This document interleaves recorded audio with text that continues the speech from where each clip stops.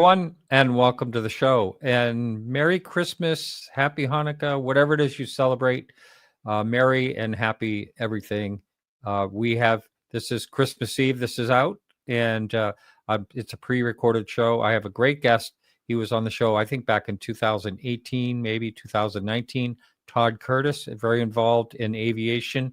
He's also a commercial drone pilot. We're going to be talking a bit about that. We can't avoid talking about that.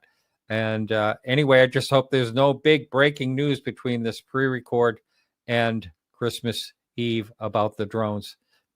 But anyway, it's such a fluid thing. It's really hard to figure out. I want to thank everyone for another wonderful year. We did a lot this year and with your help.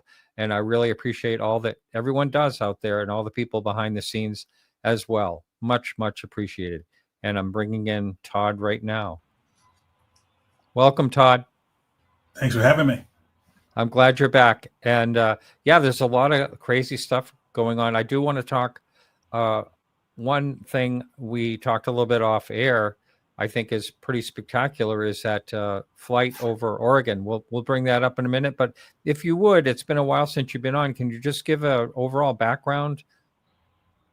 Well, yes, I've been in aviation for shockingly several decades now. I was a flight test engineer in the Air Force in the mid-1980s. And after my Air Force experience, I was in civil aviation with Boeing as a safety engineer, working on a number of projects, including the 777, and assisting in a supportive fashion of various accident investigations, which is where I dove headfirst into analyzing aviation safety data. And in fact, after my years at Boeing, I actually wrote a book with that same title, where I was taking folks step through the thought process of how do you approach analyzing a situation when it comes to aviation risk. And as many of you know, over the last few decades, the civil aviation industry on the airline side really reduced the number of major crashes that happened around the world. It was through a lot of efforts, analyzing how people perform in the cockpit was one, analyzing systems was another. And to illustrate that, in the US, the last time there was a serious airliner accident that killed everyone on board was in 2009. It was a commuter airliner up in the Buffalo area. And the last time a major jet airliner crashed by accident was in November of 2001, coincidentally in New York. Since then, zero. A couple decades before that, there were on average several per year where there were many people killed. Right. And that's really been reduced.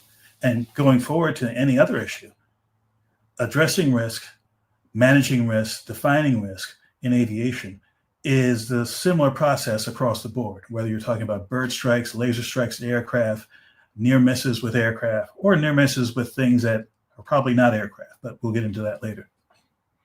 Right. I don't know if I mentioned this last time, but I was a flight attendant. I kind of took a sabbatical from like the antiques world and art world, and I became a flight attendant for the Pan Am number 3. And I was actually in Cuba when the Al Qaeda was brought in, right. I was there at that time. But anyway, and that was, a government flight on that particular one, of course. But and an engine blew. It was a 727. The engine blew, and it was the loudest noise I ever heard in my life. And it was on one engine. The pilot landed it perfectly. It was a perfect landing. But it's just amazing when you really think about, there's tens of thousands of jets, commercial jets up in the sky right now. And for the amount of accidents that happen, your odds are, there's so many odds of dying by, electrocuting yourself, or a vending machine falling over on you, or, lightning, or a shark, or, you name it. They're very safe compared to, definitely what you're saying, compared to the way they used to be. And, things really happen. But you mentioned Boeing. Boeing's has a problem. I don't know. Do you think they'll ever come back to being what the great, safety featured company that they used to be? And again, this is my own opinion, but looking at the history of aviation, especially when it comes to a large jetliner, I don't think they will. And even if they did not have the issues with the 737 MAX a few years ago, they're just trends in the industry that's making it hard for one company to dominate airliners like Boeing did, along with Airbus for decades. And we, of course, have down in Brazil, we have Embraer, which is very good at building regional airliners, and they'll continue to operate in that space and possibly expand. And no doubt that China will be in the mix in decades to come, perhaps not now, but certainly they have the aviation infrastructure and the experience, over 50 years experience flying jets from the US to build their own. So Boeing. Well, don't they? I'm sorry. Don't they build Airbus? I thought China built Airbus. Well, China, under license, has built parts of airplanes and entire airplanes for several companies over the years, including McDonnell Douglas, where I used to work, and even Boeing had offset programs where, yes, you'll buy X number of airliners, but only if we make certain parts of it. And again, the knowledge base builds slowly, but it does build. Yeah.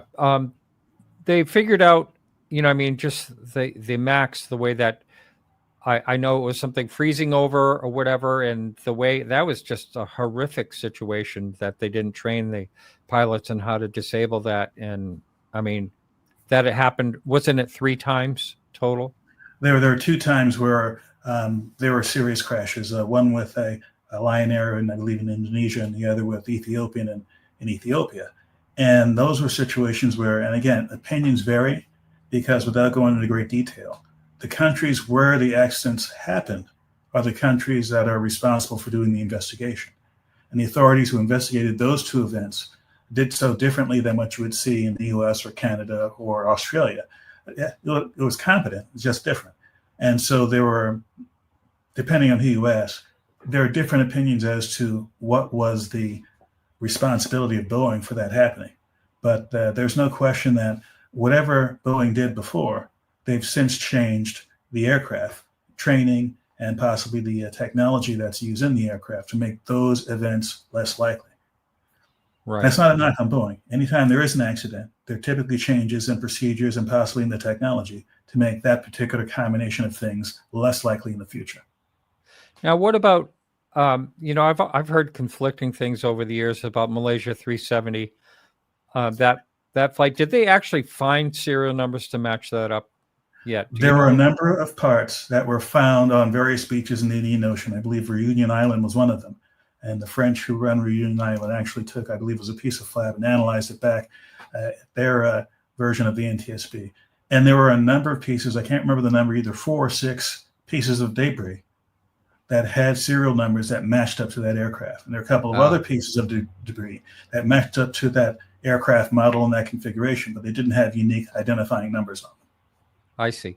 Now there was going around, I'm sure you heard about this or saw it on the internet, how that supposedly was abducted basically by UFO that was out there, and it was debunked. The clouds matched up perfectly to clouds that you could buy, with a license. In the video, everything was completely debunked and everything, but there's still this one person, and he's really arrogant, and he will attack you. Like right now, if he hears about me talking about this, he will attack me and say, that I don't know what I'm talking about or whatever. But yeah, that was, and there was a special on, I think it was Netflix. Maybe I watched that at maybe a series. And when that finished, I was still like, a big question mark. But if they've actually found matching serial numbers, and they found basically the general area, or could this part, drift in the ocean for a while? The Australian authorities are actually very good at putting out a number of very sophisticated drift models of where debris may have gone given the circumstances of the time. And although the models vary, they all basically came to the conclusion that you have floating debris in that part of the Indian Ocean. Over time, it could spread in many, many different directions. So it was not unusual to find pieces where they found them. Reunion Island, I believe there was, debris found in Madagascar, and at least one other country on the east coast of Africa. Yeah, very interesting. Now, I'm going to play a little bit of a clip, just a few minutes here, but you and I were talking about this. This is a really amazing, in my opinion, UFO sighting by a pilot off the coast of Oregon. And I'm just going to play a minute or two, couple minutes of that right now.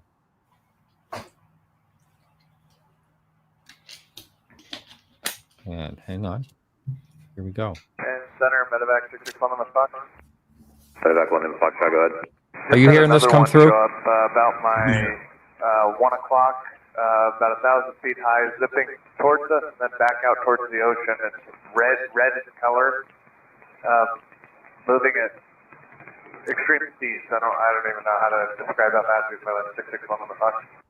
Medevac 1 in the Fox, Roger. You are cleared to maneuver as necessary left to right to avoid the UFO out there, and all the reports you've given us are good information. Appreciate it. Thank you. Yep. Medevac 1 in the Fox, any chance you're able to film any of that? We're trying right now. 1 in the Foxtrot.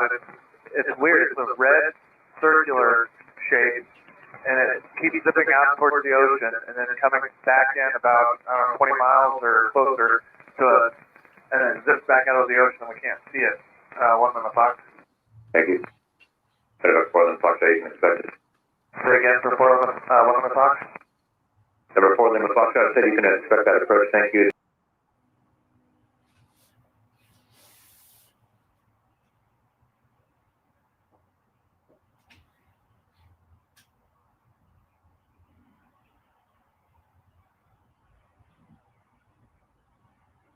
Okay, I'm broadcasting in the blind here. I'm sure you'll come back in a moment. But that was a very interesting piece of audio, which I'd heard a few days ago myself.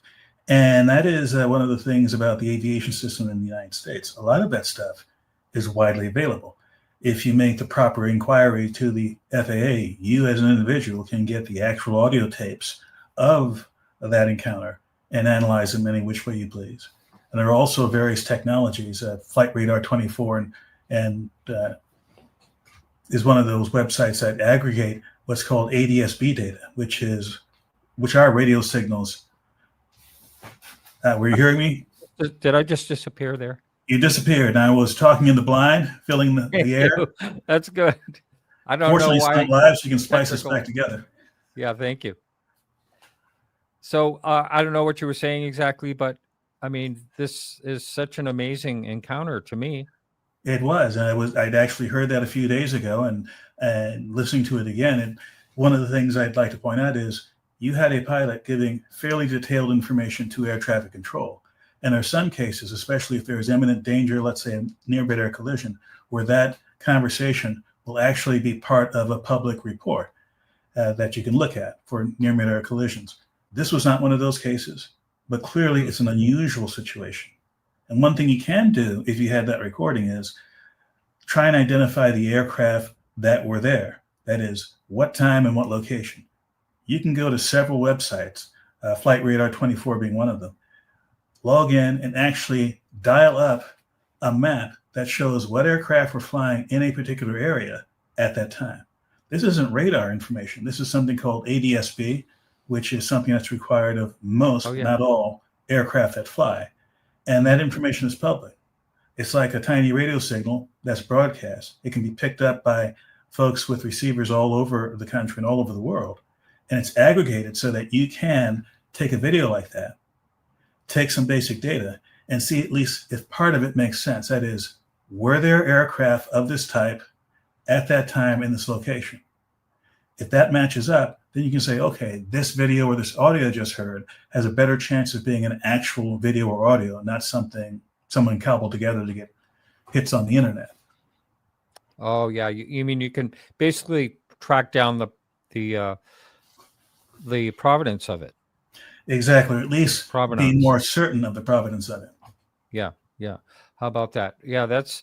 I had Mark D'Antoni on recently, and he was talking about that system that you just mentioned, but we were talking about drones. But still staying on this particular subject, are you hoping? I know you have a little more insight than most of us, especially the website that we're this sourced from. And are you hoping that we'll be able to see the videos or pictures from that particular case? Well, that's a good question, because this is something that was would have been taken by, I believe, a pilot of a medevac aircraft, and assuming that that person owns that video, literally that person owns the video. If they wish to release it either to the public or put it online themselves, they're free to do that. But this was not a situation where the NTSB or the FAA would require that information to be used, because it wasn't an accident. It wasn't an incident. And there are no clear regulations that say, hey, you know, we want to take your video just because. Now, of course, if there are some national security implications, which I don't know if there are, but if it turns out there was something being photographed that was a government project, well, the appropriate authorities might come up and say, you know what, for reasons of national security, we're going to take that video from you. I don't know if any of that has happened, but certainly where that video goes right now is up to the person who took it. Now, you just mentioned security, national security, but also the thought was, I wonder if anyone's reporting drones that are seeing very similar things to this.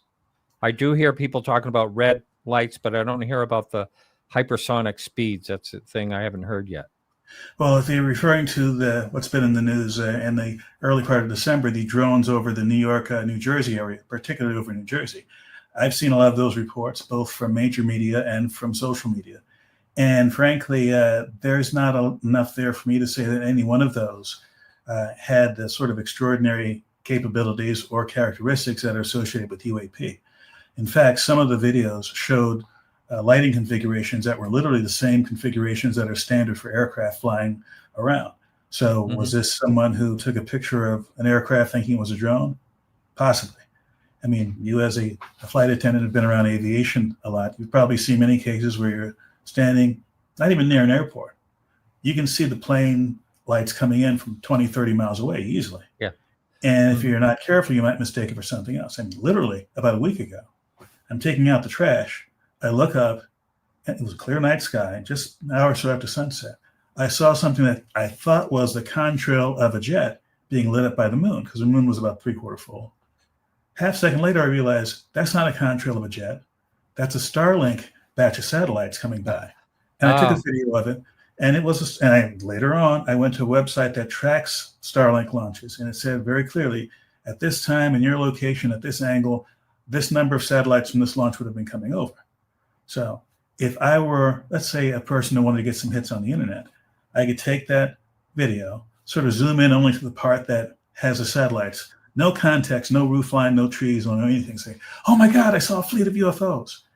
And sometimes, again, if you've never seen a Starlink pass of a bunch that just got launched, if you didn't know that Starlink existed, and the first time you ever noticed satellites in the sky was not a single satellite like the ISS, but 20 or 30 of them going across at once, you might think, my God, I've never seen a fleet of aircraft flying together that closely. It's like something out of World War II.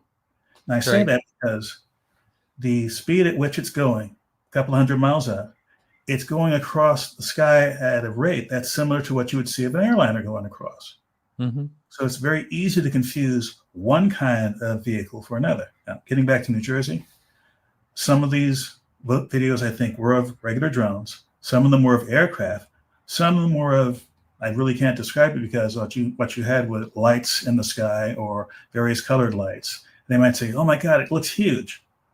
No real way to say how big it was looking at that video. If you had two videos, different locations at the same time, time synced, yes, you can have some semblance of an idea of how high it was, how far away it was, and even how big it was. But I don't see anything from what has been released online that gives me that. The government, police, DOD might have something better.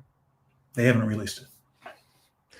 Right. And I was in the backyard down in South Carolina where I go in the winter and watched Starlink go over. And I'm telling you, it's mesmerizing. It's really, it's really something. It's not, and I totally understand why people were, I had a good friend, I think it was 2 years ago, whenever they first started flying, he was actually in Sedona, Arizona. And he thought he was getting ready to call me. He thought it was, this major UFO sighting, and that's what it ended up being. And I'm sure that's what, a lot of people are just baffled by it because it is really incredible to see. And even for an aviation aerospace geek like me, it was incredible to see that. I mean, in fact, the first time I saw it, I was picking up the mail, went out my front door, and it was coming directly at me. It was more spectacular than I thought it would be in my mind's eye. And it's like for 5 seconds, I'm gawking at it. Then I thought I should take out my iPhone and take a picture of this. And I got a video of it coming over. That's cool. Yeah, I think I have a couple of pictures. All I took of what I saw. It was very dark when this thing was going over, so it was hard to really make sense of it. But the one came out. So getting back to the drones, a lot of I'm hearing a lot of things of them just being written off as, oh, this happens all the time, and it's just people are paying attention now. I think there's a bit more than that. I mean, I've got some footage from friends, and it just seems now there may be some hobbyists that are trying to stir the pot and think, well, this is a really good time, since it's in the news, I'll fly my drone, tonight. And you're a commercial drone pilot.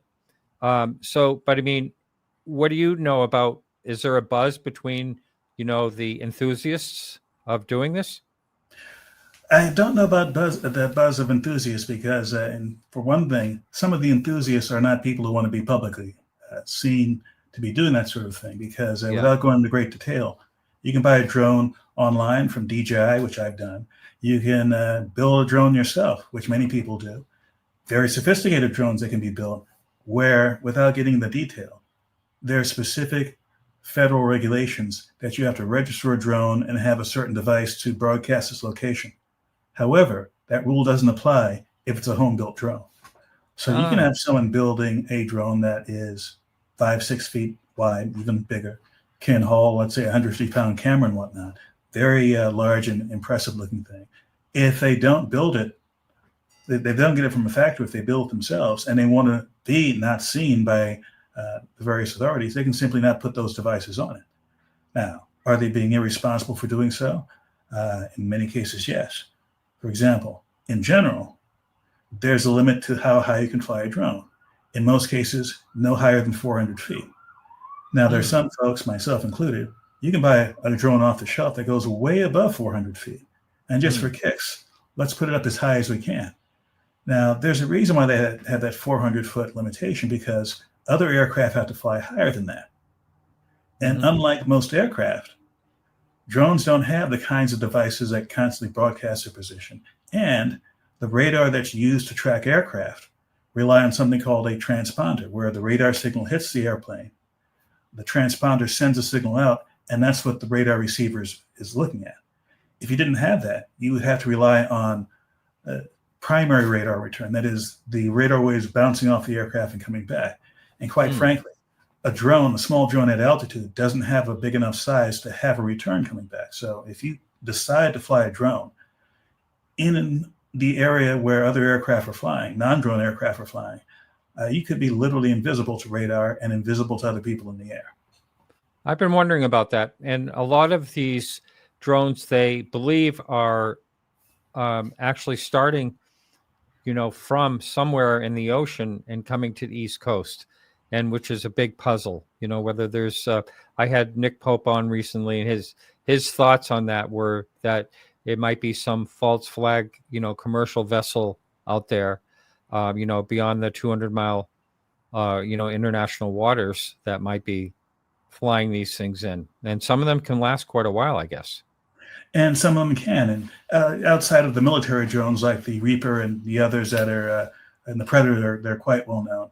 There are drones that are built out there for various kinds of surveillance work that are not military grade, but can certainly be in the sky for hours at a time.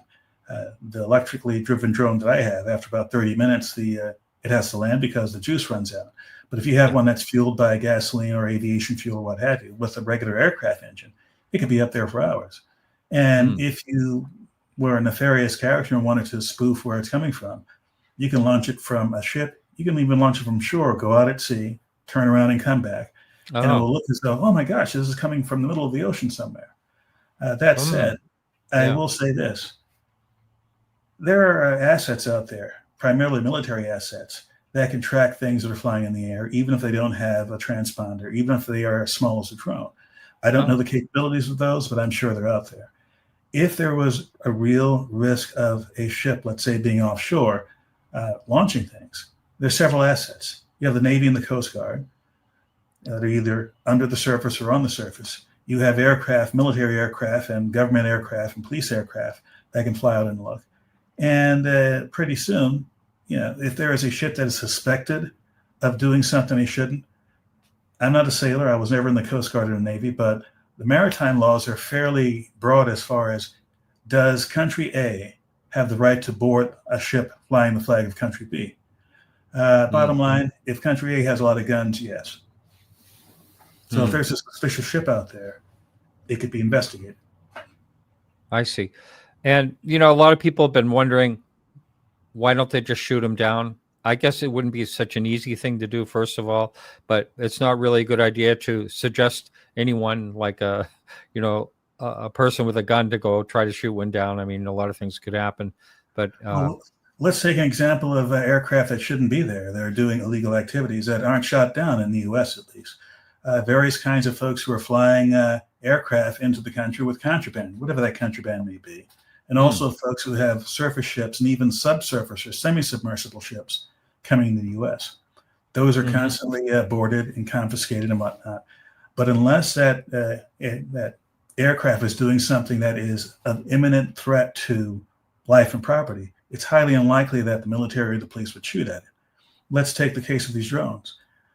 Let's say you have drones that are being flown for whatever reason, either from a bunch of, let's say, thrill seekers or people with a nefarious intent. Shooting something down, unless it's doing something that is immediately dangerous, is not something that's going to happen. Among the other considerations, and I'll be technical about this, what goes up must come down. If you shoot at it with a bullet, the bullet will either hit its target or it won't. Either way, the bullet or the target will eventually fall down again. Do you want to risk falling on critical infrastructure, on residential buildings? And what if you are mistaking an uncrewed drone for a helicopter that has 4 or 5 innocent people on it? Do you want to take that risk from a variety of reasons? Or do you want to take another approach? A wait and see approach, a wait and survey approach, let's see what we can figure out through other means, who's doing what, and then arrest them in the act approach. And to my knowledge, the stuff that's happening over New York, New Jersey, even the stuff that's reportedly happening over air bases in England, like Lakenheath, it has not led to aircraft or drones being shot down. Now, if they are in a place and they're a danger, say they're in, a lane or something where flights go through, maybe not that high up, but say on an approach or takeoff area of an airport, that would seem like that would be a case where they should be taken down. I don't know by what means, but that's a case where they could be taken down. But typically in a case like that, especially if either an aircraft or someone on the ground or the air traffic controllers find out that something is happening, they'll simply divert traffic or stop all air traffic. Now, here's something that happens on a regular basis. Let's say there's a forest fire and you have air assets dropping fire retardant on the forest fire. Suddenly they see from the ground somebody's flying a drone taking pictures of the fire. Well, the upshot of that is all that air tanker activity is going to stop until that drone leaves the area. So even though someone is flying a drone that is literally threatening lives and property by keeping firefighters from doing their jobs, I'm not aware of any case where those are shot down. But certainly if that person who does that is found, they'd likely face federal and state charges. Yeah, absolutely. And I guess there are some incursions on some military bases too. Absolutely. You've heard, So I'm just. Well, sorry for going back in time. Let's say when DJI drones were first very popular, it may have been It may have been possible to overfly a military base because at the time, I'm not aware of them having what's called geofencing. That is something built into the software where because it's hooked into GPS, it could tell if it's going over an area that it shouldn't go over and will not let you do that. Now, getting back to what I said about drones that are homemade or made by small companies that don't have to put all that stuff into it, you can build a drone or a individual or group of individuals could build a drone that could easily fly over a military base, easily fly over the White House, because they don't have those built-in software and other protections to keep it from doing so. Interesting. So what are your general thoughts on what's going on with the drones? Well, specifically with the New Jersey cases, I think it's a combination of things. One, misidentified regular aircraft. Two, perfectly identified drones are not doing anything out of the ordinary. Three, drones that are being highly irresponsible. And just one point. In order to fly a small drone, what the FAA terms a small unmanned aircraft system, at night, you have to have specific permission from the FAA to do so. There have been many of these reports where it's clearly drones flying around and it's clearly at night. All those folks are violating a very specific FAA regulation.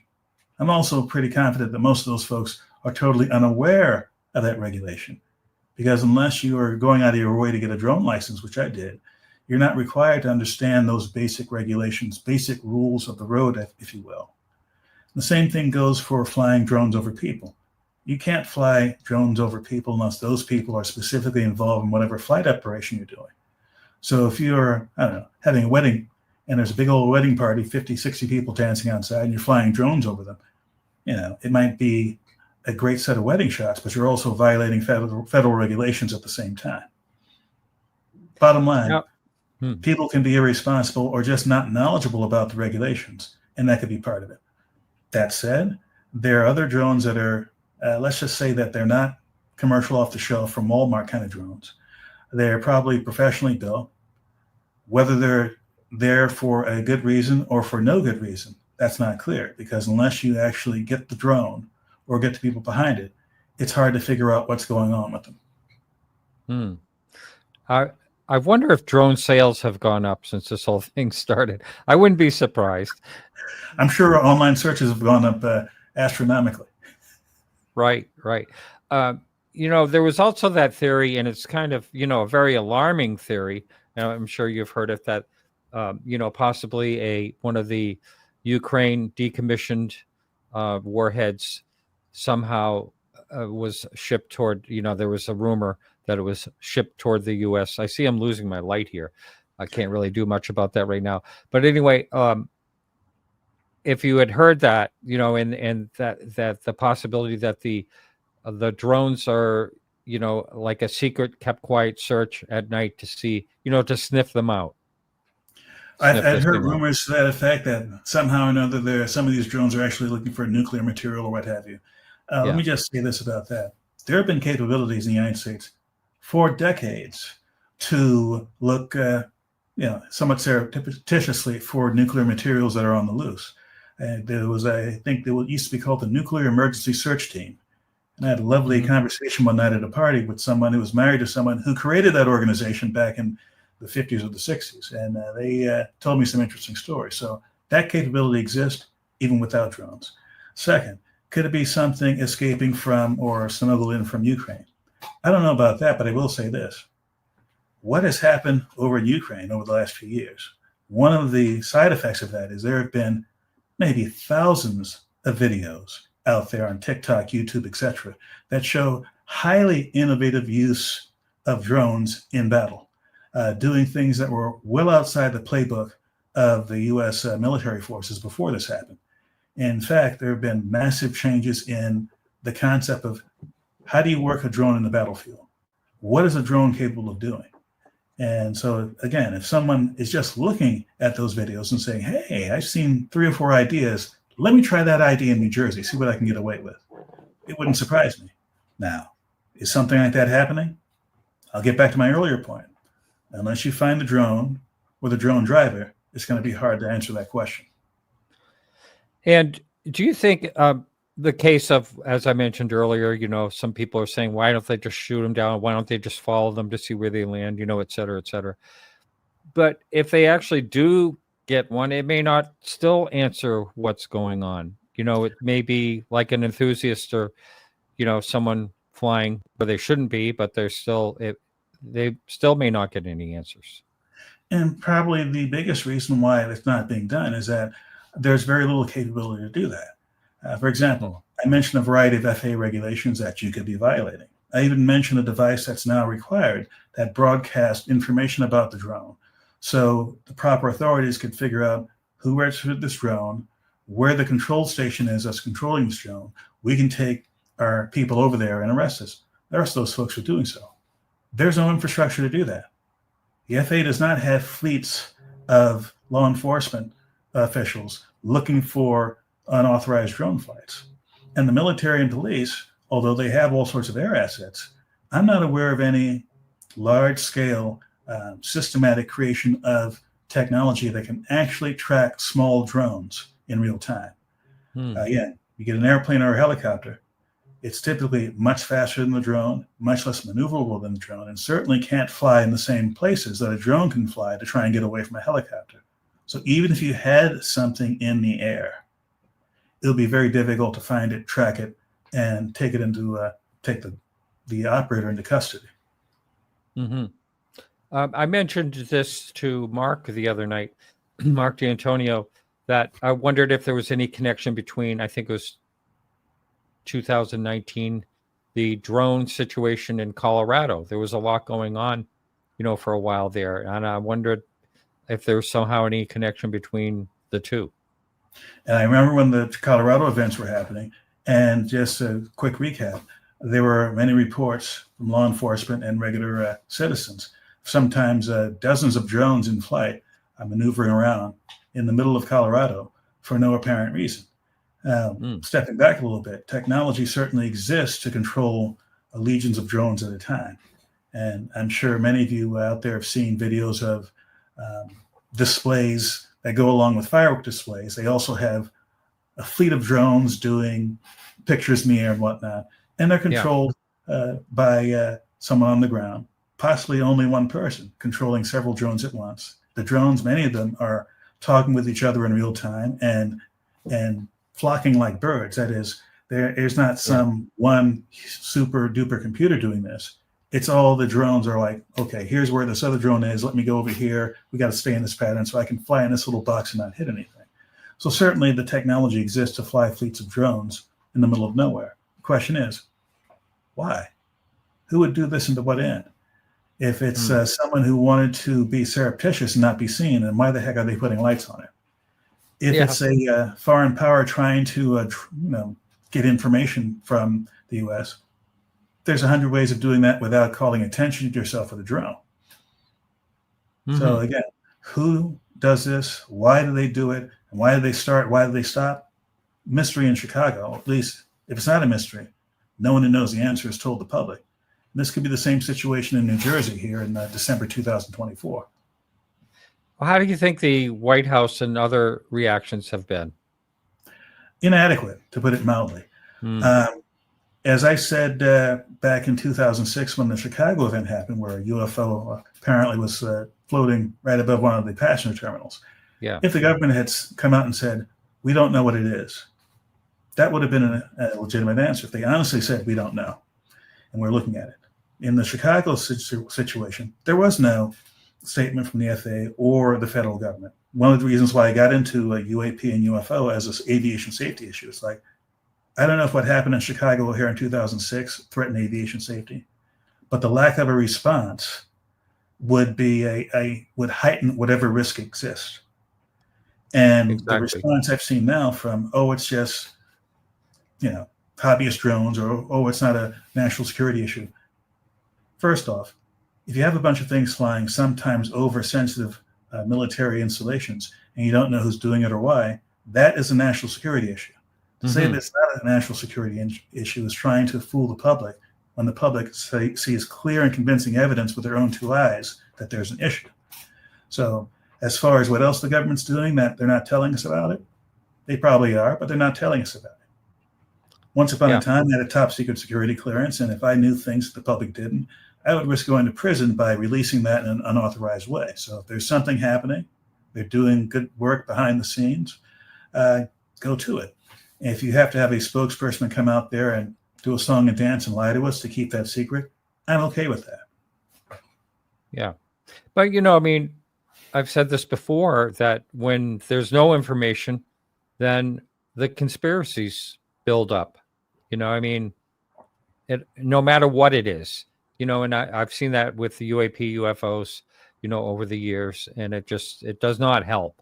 And let's shift gears a little bit to more of that. You just talked about O'Hare Airport and that circumstance, the punch the hole through the cloud. That was gate C-17, if I remember right. That's correct. Yeah, and that whole incident, it should by now, you would think that there'd be retired people that would be talking about that. In my opinion, I don't know anyone firsthand who did this. They probably are talking about it, but are they talking about it in a way that is getting out to the public?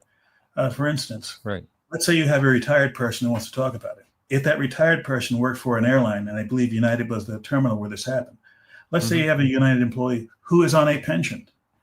Would that United employee like to risk a pension by saying something out loud? Not that United would directly take away their pension, but calling attention to themselves in a way that could threaten them in other ways. For example, is there some security issue that was at hand that they're revealing by doing so? I will say this. This is an issue across the board in aviation. That is, people see things, people know of things, but they feel compelled not to report it because they might get the personal and professional ridicule, or their careers might be at risk. And one of the few places they can report things like this is NASA's ASRS, Aviation Safety Reporting System database, which is designed to be an anonymous system. You can be a pilot, mechanic, flight attendant, report something that's a threat to aviation, and your information is not going to be released by NASA. And here's a commercial for NASA's ASRS system. They've had over 2 million reports since they went into operation in the 70s. They claim that at no time has anyone's identity been compromised because of a failure by ASRS. So this is a reliable system for you to put things in there. Now, why don't the people say things now, even though it's been 18 years? Here's what I say. Leadership in aviation doesn't have to be the FAA. You can have a bunch of presidents of major airlines come up and say, look, I don't know what's going on with respect to UAP and whatnot, but it's been noted it's a aviation safety risk by the Office of the Director of National Intelligence. That's good enough for me. If any of you have seen anything, you are not going to be chastised or punished by coming out publicly and doing so. We recommend, if you have issues or fears about this, you can report it anonymously. Here are some resources. If you're willing to go public, here's some other resources. But we as a company are going to stand behind our employees, past and present, who will stand up and tell the truth about what they've seen or experienced. Statements like that would work. Right. Statements like that have not been said yet. All you CEOs out there of the major aviation entities who are out there, please think about it. Now, I know you have been in touch constantly for quite a while, I do believe, with Ryan Graves, and which he was going to be on the show last week, but his wife went into labor. That's what was happening, and so unfortunately that didn't happen. But anyway, what do you think about the work that he's doing? Well, he is doing several kinds of work. One of which is he is out there talking about it in every venue he can. And I believe right before we came on the air, I saw something. It was with Joe Rogan's podcast, which reaches millions of people who have nothing to do with aviation. So that is a positive thing. Getting out in front of the public and talking about this in an honest and forthright way is one of the things I highly promote. And him being a former military pilot with years of experience doing this, even though he doesn't have experience with UAPs, he has a certain authority, gravitas, street cred, whatever you want to call it, that'll let people stand up and listen. And those who are out there who are taking this seriously and pushing the ideas forward, no matter who you are, Ryan Graves, myself, or anyone else, that is one of the things that helps move aviation forward. Now, related to this, when I started doing aviation things online back in 1996, the internet and the web as we know it was nothing like what we see today. YouTube didn't even exist. And when I put out something, my little analysis of some plane crash, there are very few people doing that. You have a plane crash today. Could be a small plane, could be a big plane. There are literally dozens of podcasts and blogs and whatnot out there, some of them very, very good, who talk about this from several different directions. That opens up the conversation for people in aviation. that it's an educational resource because people might see a thing or two, might be a small thing or two, that helps them be a better pilot, a better mechanic, better flight attendant. As a viewer of these, I've picked up a few pointers myself, and I hope that over the years, what I've done, especially more recently with Flight Safety Detectives, which is a podcast I do with some fellow aviation experts, where we talk about accidents, sometimes in very minute detail, oftentimes talking about the issues around the accidents, such as the things that are left unstated, or the things that the survivors could have shared that could have shed light on things.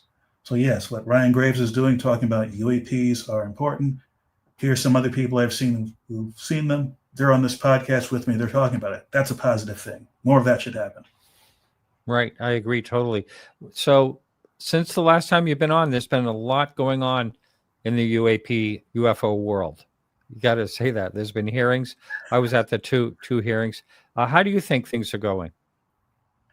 Well, I think that the progress is happening in fits and starts in various directions and not in a comprehensive way. For example, one thing I would like to see happen, but I have not seen happen, is the FAA to take a leading role in at least putting the issue on the table. And I say that not because I think they're doing a bad job. I'm saying this because the FAA has a leading role in aviation around the world. If they were to come forward and say, this is something that we're going to look at, this is something where we're going to talk about it, we'll make appropriate regulations, we'll start putting data together to try and understand this. Other entities around the world, from the Canadian version of the FAA and NTSB, and the versions of from other countries around the world, will take a cue from that. And the organization called the International Civil Aviation Organization, which is a UN organization, which sort of lays general ground rules about how all aviation authorities should act when it comes to how the runways are painted, how the aircraft are designed, how safety investigations should be run. FAA takes a leading role. They will influence other countries and might influence the ICAO to have formal definitions of UAP, formal ideas about how to look at this as a risk, formal ideas of if there is a risk identified, how to reduce those risks. And as a side, my personal opinion is the biggest risk isn't to something hitting an airplane or affecting a system. The biggest risk is pilots making decisions based on what they see, thinking that they're in danger. Right. It turns out that certain kinds of UAP, when they occur, has not in the past caused any aircraft to lose control or run into an aircraft. The advice could be, hey, if you see certain kinds of things happening in the sky, take no immediate or radical actions, because the loss of control of the aircraft might be a much bigger risk than anything this may or may not do to you. That's the kind of thing that the systematic analysis of these events could help us with. And the first part of that analysis is, what's the definition of UAP? And I've seen several definitions. Some are military oriented, some are national security oriented. And NASA had a UAP study team a year or so ago come out with a great report talking about UAP from their perspective. All that was useful. And all that feeds into how are we going to define this so that we can talk about it in aviation. Can't believe we only have about 5 minutes left. It's gone so fast. I mean, I've always wondered, since I've looked into this topic, why the FAA has such a closed mind to, and closes the door on this topic in so many circumstances. Well, having dealt with the FAA in one form or another for decades, it's a large organization. It's a complex organization. It has a lot of responsibilities, from training and deploying air traffic controllers to overseeing aircraft design and coming up with reporting systems. And they do have a reporting system they don't call them UAPs, they still call them UFOs. But even that's highly inadequate. A couple of their key pieces of advice is, if you see a UFO, you can either call civilian organizations, and they specifically mention the National UFO Reporting Center, which Peter Davenport does a great job, has a humongous database, but he's an individual. He's not the government. There's no guarantee that's going to be around 40, 50 years from now, like the NTSB database is. But the piece of advice that gets my goat is contact local law enforcement. It's like If I'm flying and I see something, I don't know, 10 miles in this direction, how many different pieces of law enforcement would I have to call to cover my bases? And what percentage of that law enforcement, those organizations, would hang up in my face or call me dirty names before hanging up in my face? That's what happened to me. I called the local police when I had my sighting, and I got sarcasm and put on hold. I hung up after a while, you know. You know, the federal government manages the sky. The federal government is the entity that should be responsible for anything unusual or potentially dangerous that is happening in the sky, not local law enforcement. So will the FAA move off of that to something more reasonable? I would hope so, sooner rather than later. I wonder what the genesis of them changing their attitude, what that would be. You know, what would the, you know, I mean, we had 2 hearings, you know, in DC about this, and they both involved aviation as part of it. I would just think, you know, what else do they need? Unfortunately, based on my experience in the aviation safety world when it comes to airliners, some very large, potentially fatal event involving an airliner. It doesn't even have to be a UAP hitting the airliner. It could be the UAP crash because of decisions made either on the ground or in the air because of what was seen. And again, Phoenix Lights back in 1997, which is another famous event, took place literally over Sky Harbor Airport in Phoenix. It did not cause any aircraft accidents. But here you have something, to this day we don't know what it was, flying over one of the busiest airports in the country. The potential for something going wrong was high, yet it didn't. If something had gone wrong that night, we might have seen change 17 years ago. Right. And, you know, that there was no way to tell unless, I'm sure there was probably radar returns on whatever that was, how high up that was. You know, the people were seeing not, you know, I mean, there were the flares, and the flares were planned. At first, I thought they were just a distraction to the whole thing, but I guess they were planned ahead of time. But still, it's kind of ironic that it's like an hour later, the flares go up when all these people were seeing what they thought was a structured craft, or what they could see through the craft between the lights, and like in a ripple effect. That's what some people reported. But you talked about Peter Davenport. When I had him on the show a few times, he talked about the Phoenix Lights and how many calls he got. And people were saying up to, you know, over a mile wide. They were thinking, they were judging by, you know, from one mountain range to the next about how big this thing was. And back in 1997, I don't think it was our craft. I mean, what are your, you know, people always say the triangles are our craft, you know, some secret craft or whatever. We only got a couple of minutes left here, but I thought I'd throw that at you. I think I implied that Phoenix Lights was 17 years ago. It was 27 years ago. And in that 27 years span, yeah, that's right. If that were to happen today, could you imagine the hundreds of dash cams, nanny cams, you know, police video, security video that would have a piece of that? There's no way you could hide that from the general public, and it would go out instantly, you know, within seconds. The internet would be ablaze with all sorts of things happening. That's right. Excellent. So I'm going to tell everyone out there to check out flightsafetydetectives.com. Sounds like a very interesting podcast. I got to check that out. And I really thank you for all you do. And Merry Christmas to you. Oh, same to you as well. All right. So when definitely have you back on again at some point. Looking forward to it. Very interesting. Okay. Take care. All right, everyone. Thank you so much. And again, Merry Christmas.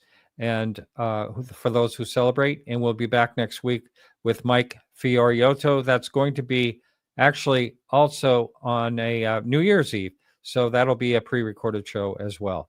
All right, everyone. Remember to keep your eyes to the sky. You might even see Rudolph.